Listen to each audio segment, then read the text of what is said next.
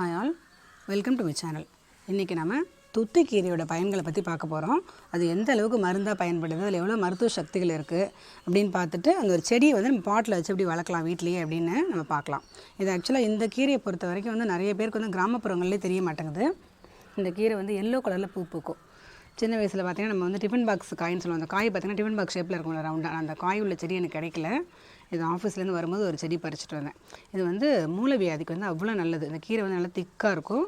இந்த மாவு கூட அரைச்சி தோசை ஊற்றும் நல்லா சாஃப்டாக இருக்கும். இட்லி செய்யலாம், தோசை செய்யலாம், சட்னி பண்ணலாம், டீ வச்சு சாப்பிட்லாம். ஆனால் இது வந்து கேட்பாரற்று அப்படியே இந்த காம்பவுண்ட் ஓரங்களில் தான் கிடக்கும்.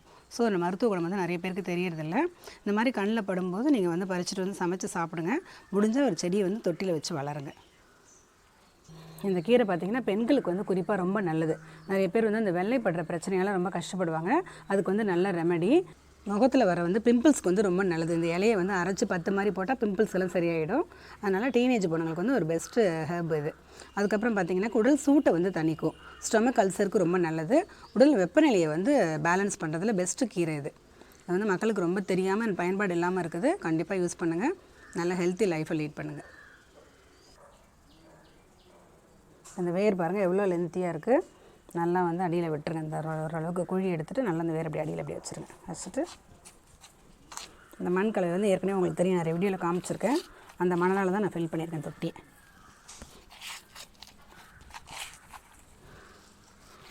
நீங்கள் அப்பப்போ தேவைப்படும்போது ஒரு ஸ்டெம் நல்லா கட் பண்ணிகிட்டே இருந்தீங்கன்னா திரும்ப தழைச்சி வர ஆரம்பிச்சிடும் எல்லா சைடுமே. கொஞ்சம் லைட்டாக உயிர் தண்ணி ஊற்றிடலாம்.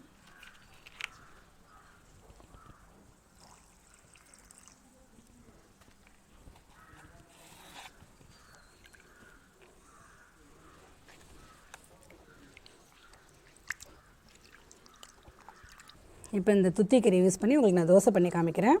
இப்போ இந்த செடியிலேருந்து அந்த கீரையை எடுத்தோம். இப்போ இதையும் வந்துட்டு நம்ம கிரவுண்டில் வந்து ஒரு உரமாக நட்டு வச்சிடலாம்.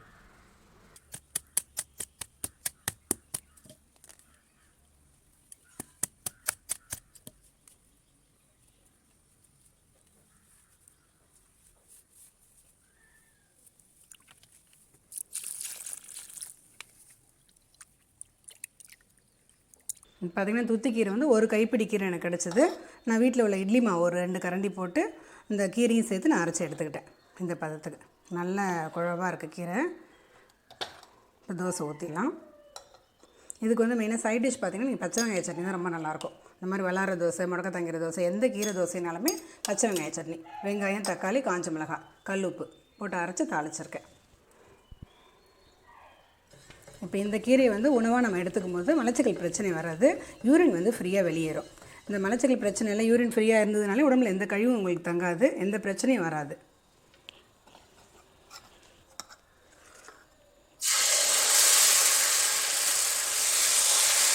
நீங்கள் அரிசி மாவு தோசை மாதிரி குயிக்காக எடுக்கக்கூடாது, ரொம்ப டைம் எடுக்கும் வேகிறதுக்கு.